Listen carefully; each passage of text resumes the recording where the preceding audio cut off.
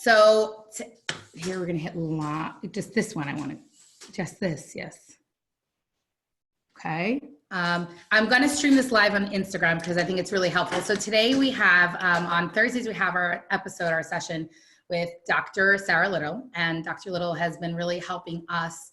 Our session's called Let's Talk, and it's part of our rejuvenation initiative to help us navigate the chaos of life. And obviously that's taken on a new added layer with our current reality.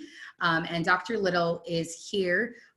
We are doing this on 2 platforms. We have our Zoom recording, and if you have any questions that you see coming up that you want to find out from Dr. Little, she has her ear to the ground, very practical advice, very warm and very kind and very knowledgeable, and has shared so much with us. So I'm going to start, Dr. Little, with the first question that I got from students. And I would also love to hear from you, obviously, any pointers at any point. I'm going to open with one question, and then if you want to answer that question and then add any pointers that you have that you feel would really be beneficial. I know in session number 1, we talked about basic coping mechanisms, basic coping tools, how to breathe through situations, to settle yourself down and understand what's going on in your brain and why we end up stressed out and why we end up, struggling. That was number 1. And number 2, we talked about overall I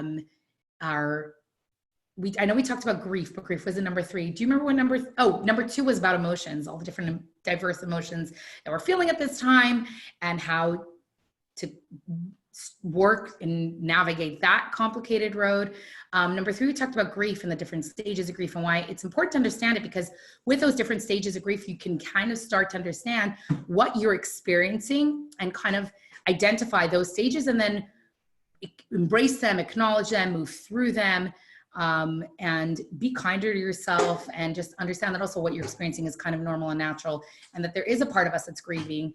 And each of these sessions, I know I walk away with really good information and tools and things that I'm able to pick up and use in my life. So that was number 3. I know then we talked about number 4 was family dynamics, and family dynamics are complicated, whether you are home all day now with your spouse and you had maybe some challenges there in that area, whether your roommate is really difficult, whether you're home now with your parents and you've been away from home for 4 years doing your own thing, and now you're stuck in a house with your parents and your siblings.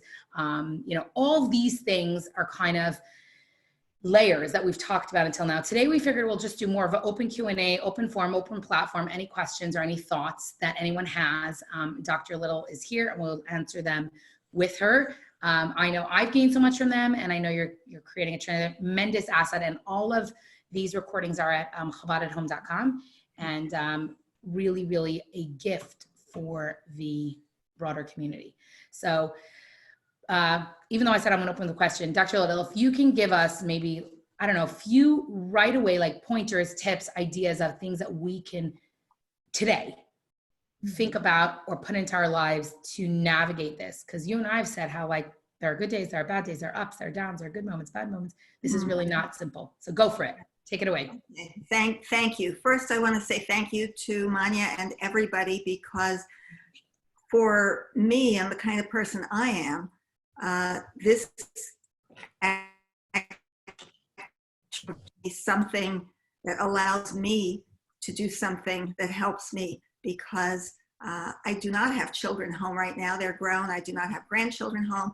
I would be bouncing off the walls, wondering, feeling very powerless, and what can I do?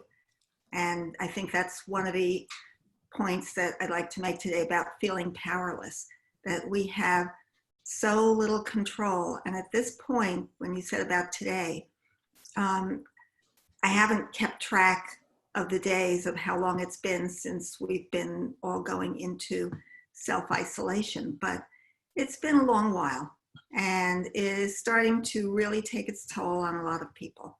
Yeah. And, people who are ordinarily resilient, optimistic, are starting to feel new already. I was common patient for 6 weeks, 7 weeks. Now we're on, I think, 8 weeks. I don't know. I think I'm on 8 weeks plus. Yeah. I think I've gone out twice, aside from to Chabad to cater to students. So that's a lot of self-isolation. Yes. Yeah, and I think about, the 7 weeks between Pesach and Shavuot, and that's a long time, but it's a finite time. You know it's going to end. Right. All of the other things we know are going to end, and just not knowing what to believe, that must be taking its toll on I think everybody. so. I think what you're saying about not knowing what to believe, meaning that there's so much conflicting information, so much conflicting Yes. fact. Every city has different rules, and one day it's this, so one day it's that, and that alone is overwhelming and scary. And I don't even know who to believe, what to believe. Where my the doctors themselves are changing protocols every day. The government, the same organization, they change their protocols. The World Health Organization, the CDC, everywhere. It could be half a day later, and they have decided to change. The medical, I do basically trust what I hear directly from medical people because they're on top of things. But even there, they don't. The research, this is not like anything we've experienced in terms of being able to have research to fall back on. Right. So it's unsettling, to say the least. Very unsettling. So, in fact, today I had to take a walk out in the garden. Fortunately, I do have space to walk around. Right. And that helped reminding myself that we're going to feel like this. Yeah. This is part of it. This is part of it. If there is some way that you can find in your own worldview to have this make sense as a learning experience for you, right, then that can give it meaning. And it's going to be different for everybody. For example, somebody who is graduating right now and was hoping to have a job by now, or at least leads, or at least that's a huge one. Yeah. And this, it's easy to feel like, oh my God, my whole life, what's happening? But you don't know at what point in your future the skill of hanging in there, staying sane, basically, is the best word I can use. I don't mean staying happy. I don't even mean staying helpful or hopeful. Just keeping it together enough to wake up, go do something, brush your teeth, get into a routine. The routine does help, but keep yourself going. That will help you in the future.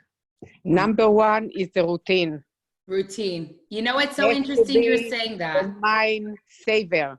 Okay, so Judith, it's so interesting you're saying about routine, establishing some sort of routine, because I think the first almost like 2 weeks at the start, there wasn't even, it was like everyone was just, I could say from our perspective, we're floundering, trying to just even navigate, having all 8 of us under one roof, and that new family equilibrium and balance.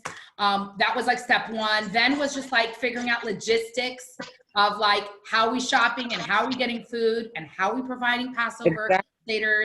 What are we providing for students? So the first 2 weeks was like that. Then after Passover, I realized routine. But then routine really keeps your mind safe, straight, and not going crazy, and not fever cabin and all of those things. Because Bill and I don't do much, because we are very young, Bill and I. So we are in. So you know what though? It's saving me. Yeah, routine is healthy. And by the way, I think even for us, knowing that on Wednesdays we have 12:30 and Thursdays is 12:30. For me, I know I had my Tuesday night class and I had my Monday thing. For me, also those big pieces that like they're structuring the day around, or knowing that Shabbat to go is on Fridays, and so that takes up my Thursday. For me, that routine's been helpful. Also for the kids, it's been helpful. For me, knowing that if I wake up at this time, I can still like daven or exercise. Those are the pieces of the puzzle that keep routine in place that really, really have been helpful for me. So I love that you mentioned routine. Open. I was wondering, this is when could Chabad open the doors? Right now, I guess you're closed. So I'll tell you according to right now, we could open under a certain percentage of occupancy. The list of things that we need to do in order to be open is nearly impossible at this point. everyone individual wrap foods and masks and sitting 6 feet apart. And also there's a huge, we know in halacha and Jewish law, there's a huge obligation for pikuach nefesh, of preserving life and safety of people. So we're the Chabads across the state at a meeting, and the conclusion with rabbinic and just really looking at all the pictures of all the communities is to at least wait until the state moves out of this phase, see how we fare, see what the numbers are, see where this leads us, and then go from there. And from now, we're providing for things online. We did our beautiful graduation ceremony online, which was so, All special. the safety, you're taking all the safety precaution. The doors Yes. closed, but everything, I know you're providing meals to people. They're doing lots of good stuff. Yeah. Yeah. And classes and one-on-one. And I've had plenty of students who needed to stop by and talk one-on-one, who we literally sat 6 feet apart outside. And we talked. So we're doing the best we can with this current situation. And I think we all have to do the best we can. I think what you were saying. I would add to the structure that structure, as you, I think you use this word anchor, is really important to have some structured things that you do regularly, whether it's a class online, an exercise. Don't laugh. Getting up in the morning, always the same time. Breakfast, always the same time. I was never like this before. Lunch, dinner. Bill and I, dinner. Somehow it keeps me from the routine, structure, and I'm doing great so far. Right. You know what? The other piece is to make sure that you leave enough space in between the structured times. Yeah. To not put yourself under pressure, because this isn't the usual life that we lead. I mean, usually most of you, myself included, have an 8 o'clock appointment, a 9 o'clock appointment, a 10 o'clock appointment. Overstructured. You barely have time to get to the bathroom in between, and so on and so forth. And that's not what we're talking about here when we talk about structure. No. Structure is more like an anchor here, an anchor there, and leave space in between. Absolutely. I love that you said that, because that's what my next question was. Like, I feel like I need those anchors, but I also need the time where we can just sit outside with a cup of coffee for an hour and not be running. You're right. Yeah. I love that. Very practical. To the extent that you can remember, and that I can remember, that this is a gift. When else, how else would we have this time to sit around and enjoy, the weather, the family. Read a book during the daytime, which I could never do before. Yeah, I understand for young people who are eager to get on with their lives, it's hard to. Hard. So that was my next question, really. My next question is, okay, I, thank God, I have, let's say, my husband, my children. I could use this time to dial back, even if it's chaotic, even if there's complications, like even if it's not comfortable. There's two aspects I wanted to mention. One is financial strain, because I've heard from people a lot about suddenly whether they were supposed to get a job, now they don't have a job, whether their parent lost their job, whether their job was cut back. That's a that's reality on the ground. Mm-hmm. So that adds an extra stress or an extra burden. How are some practical tools to do that? And I'm writing these down so that we make sure we cover them. And the second one really is for the college student whose summer plans, whose internship, whose graduation, who's saying goodbye. All of that was kind of, and they really feel like it was ripped away from them. They really feel like this was taken away from me. I had a job lined up, now I don't. I was supposed to go study abroad, now I don't. I was supposed to have this internship, now I don't. Now I'm stuck at home with my parents, who I may or may not get along with. Or maybe I get along with them, but it's just, I'm stuck at home now. Yeah. What tools can we provide that are practical and real for that reality? So for the young people. Both of those questions out there, and you get to answer. Judith, what do you think? That is hard. My first thought is young people are going to be much more tech savvy than many of us. And there are apps out there that can help you on a moment-to-moment, day-by-day basis. I think I put down a list. There are certainly many of them. The one I'll post a list of apps underneath this recording. I think we did in the past, but I'll do it. It's a list of apps that help people day to day navigate things. Are you saying apps like meditation? People older or younger? Right now, the young ones are having the hardest time. The young ones. I think it's a mix. I think everyone's. Yeah. The ones that I recommended lately, actually, I just listened to one this morning. Let me see if I can find it again. Where was it? It is called. And again, these are apps. 10% Happier. 10% happier. Which has a combination of lectures, meditation exercises. You can get both. So depending on what you need. And that's not the only one that does that. There's another one. There's one called Mindscape. That is Mindscape, okay. And then there is another one. I'll give you a list. I haven't checked all of them out myself. Sharon Can you wrote send Be it? Okay. That would be nice if you can send it. Sharon wrote an app called Be Okay. Something about panic and anxiety. An app called Be Okay that helps with panic or anxiety. These are great. Okay. Mindset was, I got the word wrong. It was Mindset. But I would recommend ones that combine both lecture and Practical relaxation. I think like from what you said to us also that you also need to be doing, even if what you're doing is working on being calm and sane and happy, like I love what you said, not even happy, but sane. I think that the doing is an important thing, and not overdoing, not underdoing, you know, realistic doing with short goals.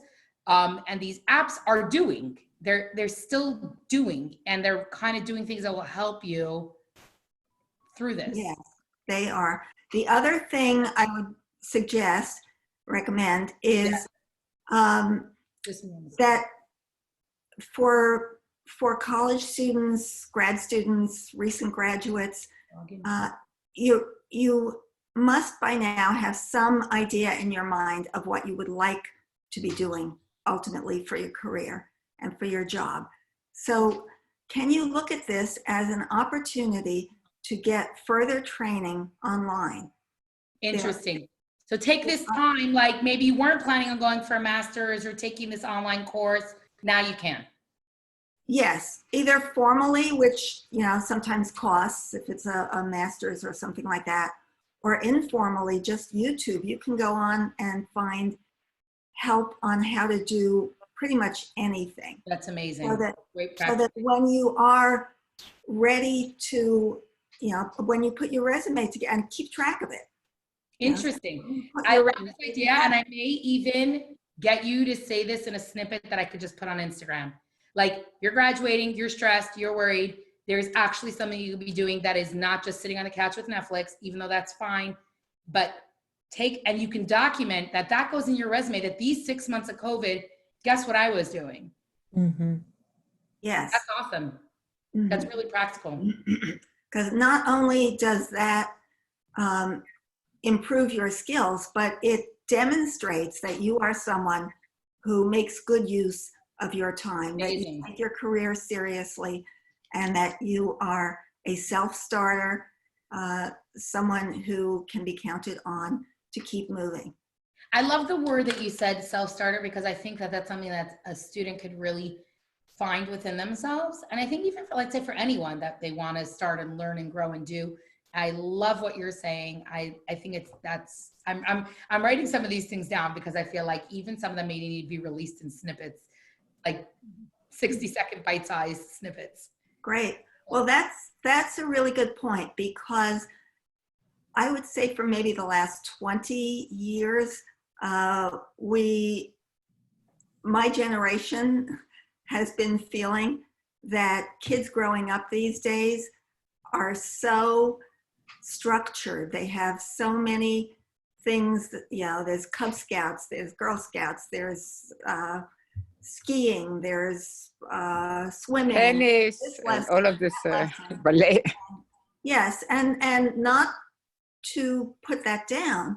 I mean, those things are all That's important. not much free time at all. Not much free time. They don't have free time. Correct, they know what to don't. do with free time. And a lot of that is a function of two-income families or single-parent families. I mean, you can't leave your kids home alone, wide open. Yeah. You know, so they go to after-school programs where everything has to be structured. Nobody leaves it wide open anymore. There's 15 minutes of recess and that's it. So kids, this college generation has not, for the most part, had the experience of having long stretches of time Right. with nothing to do. In my day, there was always the I'm bored because there was... My kids don't say that, because if they say that, I say boredom's good for you. And then I say, boredom leads to creativity. Right. So learning how to deal with boredom is a really important skill. Okay. How to deal with boredom. Why do you think it's so important? What happens when you learn how to navigate boredom? Because boredom is a reality. Mm-hmm. What happens to a person if they work on that? I can give you a lot of reasons, but I'm trying to think of a reason or reasons. Nothing positive. If they're bored, they'll get into trouble. No, there's positivity from boredom. There is positivity, and it has more to do with the executive functions again. When your brain is literally at rest, it's the only way that we can learn how to be creative. You can't be creative. You cannot. It is. I mean, when your brain's running, you can't. It can't. It cannot. It cannot. It cannot. It's impossible. It has to be. And then when I say rest, yes, sleep. But at the same time, and I think Dr. Little will agree with me, that when you have your tickle wars or you're laughing where you're almost peeing your pants or something, those are the moments when you're completely allowing your brain to rest in a way that can allow you to be creative, think on higher levels, because you're allowing, the stress to be gone and so forth. So it's a lot more complicated than that, but that's basically how we allow ourselves to be on a more creative level. I'm just trying to sum this up. Is it because your brain is less task focused on accomplishing something, therefore it has space for new ideas? Yeah.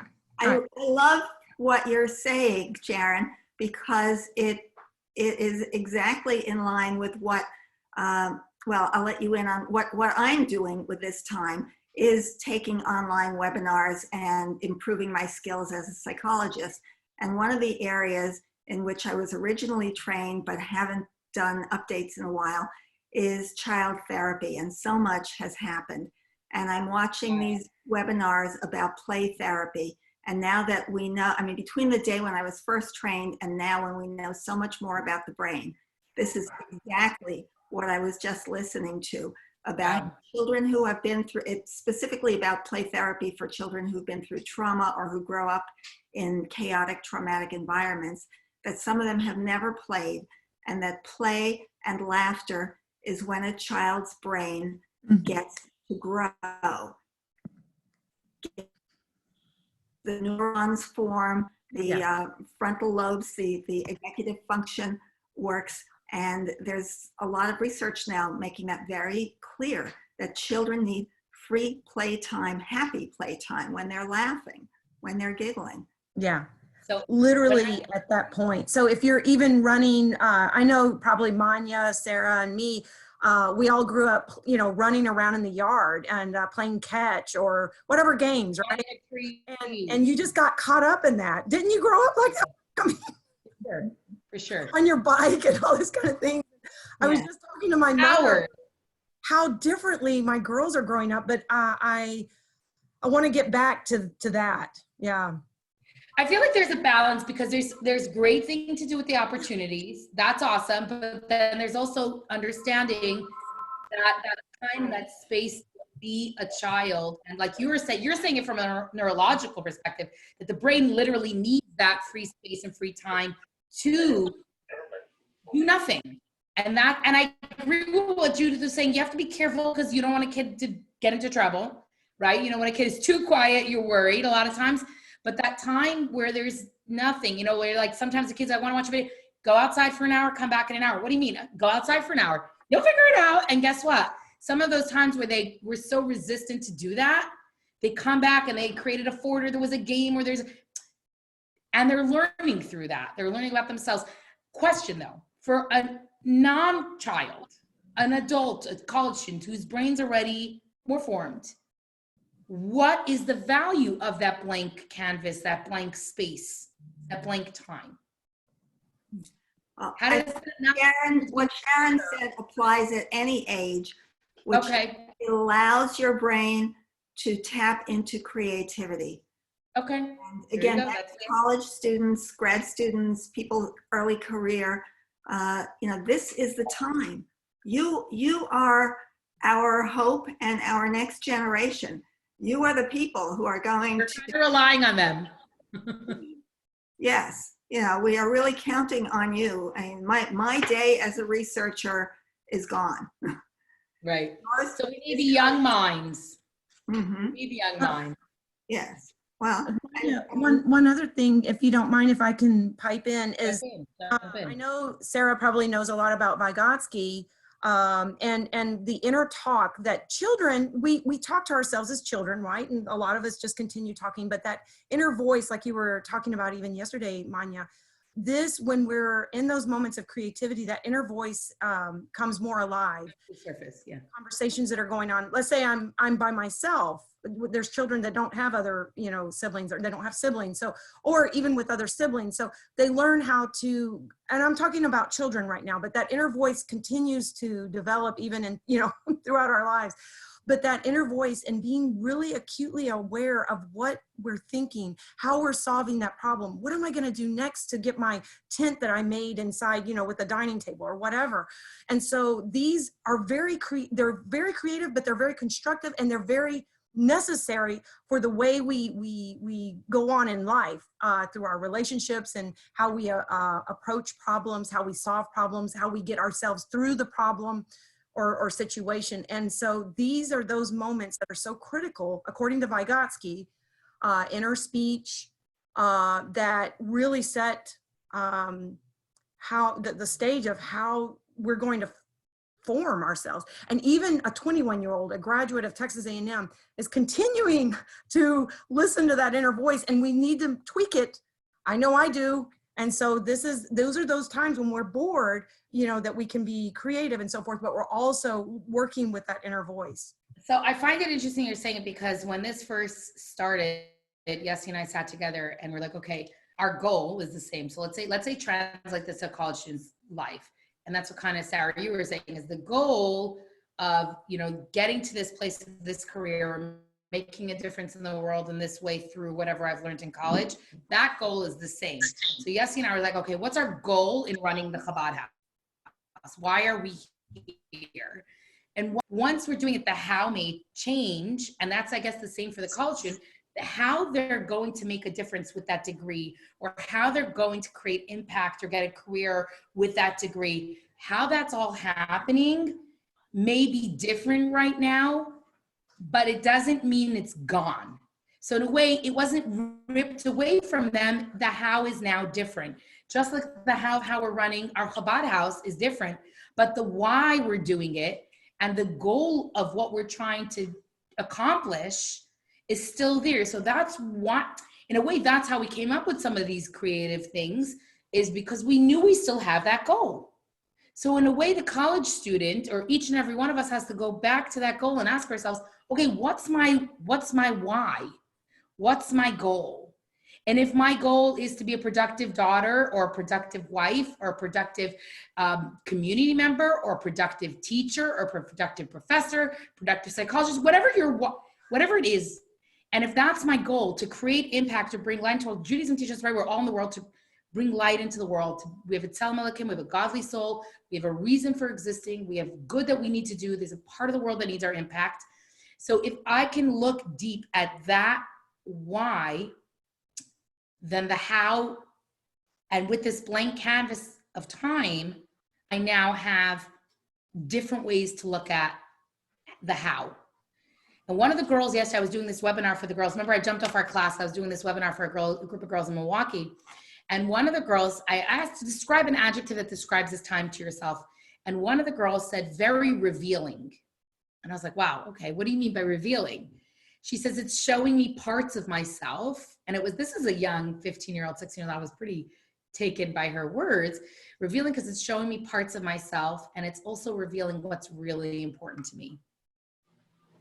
That's beautiful. And as you guys were talking, it, made me think about that. An important goal or piece of goal for, especially for young people, but even for people my age, is to know yourself better, to get to know and understand yourself. And again, you can't do that very well when you're structured with 8 o'clock, 9 o'clock, 10 o'clock.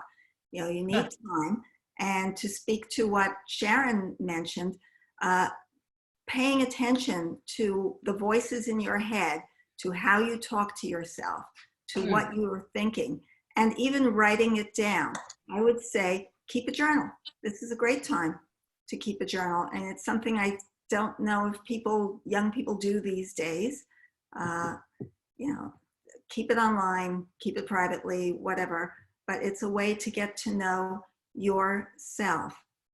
So on that thought, I think, and I've encountered this a lot, the narrative that runs through a lot of people's minds about their reality or about themselves is one that maybe we have to challenge at times. And this is maybe bringing that challenge to the forefront, to the table, because a lot of times, or oftentimes, I think that when the narrative or the story you're telling yourself about yourself, sometimes the things you say to yourself, you wouldn't say to an enemy, or you wouldn't say to someone, your friend, right? So challenging that narrative. And I love what you said about writing down that narrative. And if you look at that narrative and you're uncomfortable with it, well, that's an area to work. And I see, Sharon, you wrote that your girls do write in their journals. And I think that's great. And I have different kids who express themselves differently. For me, I love to talk things out, as I'm sure you know. But I have one of my children who writes and has a big, leather-bound book and writes, and it picks it up, will write for a while, then put it away, writes for a little bit more. And I think I love what you were saying about writing. And I think for us, everyone's different. So there's going to be different creative outlets of doing that. But somehow writing down that narrative, I've never thought of. And I love that idea, and challenging maybe that narrative. Because when you see it in black and white, now you may want to challenge it. Or you may be comfortable with it. Mm-hmm. Well, we're back to, you don't have to believe everything your mind tells you. I love that line. Thoughts. What you're writing down are thoughts, but they are not necessarily true or the last word. They're the thoughts that are going through your mind at this moment. I love it. You can challenge them. Yeah. I think we often, I think but I love how you're saying documenting it kind of gives you a different way of looking at that thought. It's a different way to examine it. And that's really cool because, like you said, you don't have to believe everything that goes through your mind. Mm-hmm. You can also, if you're writing, do a dialogue with yourself. You can be both parts. You can write it like a script. Wow. You can if we speak aloud in front of people, they'll think we are losing our minds. So nowadays they're just going to think you have a headset on. They're just going to think you have earbuds. Yeah. There are also other things you can do creatively. You can draw, you can sculpt, depending on what you have on hand and what fits you, what suits you. But for drawing, one of the creative therapy techniques is you draw something and then you draw just like challenging what you write in words, you would challenge what you draw, change the scene, change it to a happy ending, move it into a movie script and have things move along. Which leads me to think of something else, which is one way of looking at things, and Manya and I have talked about this, is something called psychosynthesis, which is an approach that understands that we are not, that we have many subparts inside of us. All of us are, we look like one person, and we usually try to be consistent, but you know, you sometimes have found yourself saying, oh, part of me wants to eat that piece of cake, but the other part of me really knows I shouldn't, or part of me wants to go to the movies, but the other part knows I better study for this test. So you already understand that there are parts to us, and there may be many, many parts depending on what your history was, your background was, and they may get along fine, like a family that is harmonious and gets along fine, and that would be lovely. But you probably aren't listening to this if everything goes fine inside you. That, you know what? Like we said, Chassidus defines us as that we're created with two souls, the godly soul, the animal soul, the nefesh habahamis, nefesh elokis, and that they are constantly like, and they manifest themselves in all the different aspects of our life. So this is fascinating. yes, yeah. And the way that, you know, going through the Omer and looking at the 7 attributes and the 7 times 7 attributes, they're all little slivers and pieces of who we are, how we can behave, and that fits in with personal experiences that people have of feeling like, you know, some part of them believes in this or wants to do this, and some other part wants something else. And it's the conflict inside when those parts are not in agreement that makes us uncomfortable. And when you, a lot of people keep themselves scheduled without even realizing it because it avoids those conflicts. It's so interesting. It keeps us so distracted that we don't have to address it, which is what one of the other girls, if you remember, said to me. She said the outside got quieter, but the inside noisier. Yeah. So I want to put in a really plug. profound. I'll put in a plug for reassuring everyone that is normal. Yeah. That is normal. We all have multiple aspects to our personalities, and often they fight, and deal with them the same way that you would deal with fighting children, or if you've ever been trained as a teacher in a classroom, any of that, you know, okay, let me hear your story. Let me hear your story. Can we meet in the middle somewhere? And it's not always as easy as that, but that's what's going on inside you. There's a part of you that wants this, a part of you that wants that. You can resolve it. One of the things I want to say, that Alter mentions how, like, you acknowledge the presence of, let's say you know you shouldn't eat the cake because it's literally not good for you, but you want it, or that's using your example that you said, or you know you need to do work instead of going to movies, whatever your example was. Like the Alter says, a lot of times if you kind of acknowledge that voice, I hear you, I hear your perspective, but then you don't ignore it, because then you're pretending it doesn't exist. You acknowledge its existence, but you don't either give in to it if you know it's really not good for you. And you power through, and then you say, okay, well, let's get back to why, like, let's have a meeting later about this. But in the moment, you don't just say, okay. I hear you, I hear your perspective. We'll circle around to that. So you're giving it the time and space to really address it in a practical way. And you're not suppressing and pretending that other voice exists. That's important. It's like dealing with, if any of you listening ever had a little brother, a little sister, you're babysitting for someone young, a child of your own, you know, but they want your attention. They want your attention. They're doing things, whether nice things or mischievous things, they want your attention. Does it help to tune them out and to just say, go away? You know, they're just going to scream louder. Yes, that's true. They're very, very true. We need to acknowledge. And it's the same for parts of ourselves. There are parts of ourselves that are going to be annoying and scream and yell, and we need to give them attention. That doesn't mean we need to do what they're asking. If it's not healthy, you don't need to do it, which Also, as we're speaking, and Manya too is speaking, there's the assumption that there is some part of you that is more mature than any of those parts.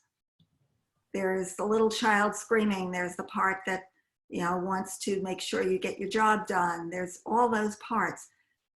Ultimately, I mean, from a therapist perspective, my job is to help you find your center. Amazing. And you can look at that as a spiritual thing too, that where's that place inside yourself where you feel grounded and you feel like you know what your mission is and what you're doing. And that's the place from which you decide, am I going to have the cake now? Or am I going to go study now? Or am I going to go to the movies? Well, that's where, and if you have a strong spiritual connection, that certainly helps give you guidance. But if it doesn't have to be a formal spiritual thing, it's a sense of being in touch with a larger purpose and who you are on the inside and what your mission is. Sarah, what I was hoping we could do is I wrote down 7 different points from our conversation. 7,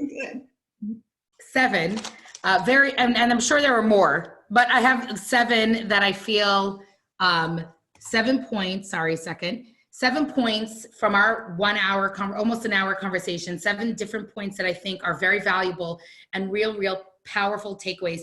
If I could summarize them, and you jump in and correct me if I'm wrong on anything, because I'm going to do this as a separate video clip, and I think it will really be very helpful for people. So here we just had a conversation for an hour with psychologist Dr. Sarah Little, and there are 7 main points that came across. They're not in any specific order, but I'm going to kind of say them in order so that we get them all. So number 1, be productive. Whatever that productiveness looks like, be productive. And being productive is healthy and it's good for you, and we're hardwired to be productive. Now, number 2 was, in order to do so, set some sort of structure in your day, but it shouldn't be so rigid and uptight that you can't function within that structure. So whether it's waking up and working out or setting up a class or a time to learn, set a few anchors in your day with quiet space in between to also use that quiet space so you're not uptight and constricted by that structure. Being productive and having that time in between will give you that quiet space. So the productive time will help you find meaning in this. And that was point number 3, finding meaning in this and how you can navigate this in a way that's productive and meaningful. Point number 4 about the quiet time is that quiet time and that quiet space your brain actually needs in order to be productive, in order to be creative. So you see this time as a time to be creative, and realize, and this is the next point, that creativity can lead to amazing things, but your brain is actually you're being given an opportunity. This quiet time in between is an opportunity for you as a person to look inward. But this is point number 5, I guess. The goal is to stay sane. So sanity is the goal, not necessarily happy, not necessarily successful, not necessarily accomplished, but sane. Okay, that's the next point. And then to kind of give and in order to do so, we talked about in point number 6, certain apps that are out there, which we'll put a list below of apps that are out there that are really helpful in order to help us stay sane. So utilize those tools. Then the next point was being creative also through your, to be productive and stay sane. Creativity and doing different things that work for you is also incredible. And the next very practical point to students, you're graduating and you're moving on, and your internship or your summer job or your things or life isn't exactly how you planned. Look at different opportunities to continue learning, whether on YouTube, whether classes, whether formal, whether informal, and document those so you can put on your resume that during this time I was learning, I was being productive, I was utilizing my time, I'm a self-motivator, I am someone who doesn't just sit on the couch and watch Netflix. Though again, enjoy the Netflix time too, whatever it is. But the point is utilizing that time to continue learning and continue growing and show you're a self-starter and show that you're motivated. That was the next point. And the last 2 points, so I guess we're at 9 points because I think this is point number 8 and 9, because I think I said 7 points already. 8 and 9 was number 8 is over here, challenge the narrative that goes through your head. Understand that that narrative has space and time and is normal if you have very conflicting ideas and they seem confusing and you sometimes are like, where did that idea come from? That is very much, that dichotomy is a part of who we are. It's part of the normal experience. Take this time to listen to your inner voice, because your inner voice is telling you things. If you need to, write it down, draw it out, sculpt it. There'll be very good ways to check in with yourself and get to know yourself better, and know that not necessarily, just because something goes through your mind, don't believe everything your mind tells you. And I think, did I cover all the main points we covered today? You covered all the main points, and I would add something as I'm listening to it, which makes me remember, it's not going to feel comfortable. Oh, ooh, I love this one. I love this. I mean, there is nowhere is it written that all your life you're going to be comfortable. Okay, this is something you know I'm passionate about, because we're so uncomfortable with being uncomfortable, but being uncomfortable is part of growth. It is part of the growth process, so we have to embrace it. Being uncomfortable is a part of the human story. It's part of life. And you're not going to die from it. Being uncomfortable. The ladies in my gym, they have this t-shirt that said, "But did it kill you?" Basically, did this workout kill you? No, you're fine. Like, you're complaining, but did it kill you? No, I think it says, "But did you die?" or something like, "Did it kill you or did you die?" Like, it didn't, good. Come show up next day. And they're like, "You're fine." Like, it's good. We break down muscle to build stronger. And so those are the main points that we covered today on our Let's Talk segment. Okay. Hold on a second. Can you send, please, the apps that you recommended, the two of you, Manya and Sarah? Yeah, we're going to type up the apps. I would love to see. Okay. I did a short clip just to yeah, but it's a short clip. If we could figure out how to save that would be great. I did just a short clip of those main summary points, and then if someone wants to, okay, yeah, and then if someone wants to watch the whole hour and unpack that, they can. Okay, great. Thank you, Sarah. Well, thank you, ladies. Thank you, Sharon. Thank you, Judith. I think we all brought, this is so interesting, and there's so many good points for people. I'm loving this hour. And l'chaim, to continue to grow strong and drink coffee or whatever you need. Coffee. Tea, some tea. Or tea. Tea. Love you, Sarah. Love you, Mom. Shabbat So much. Thank you. You guys have cheered up my day too. Thank you. I really look forward to this. Thank you, Sarah. And doing. Okay. I love this. Thank you. Bye.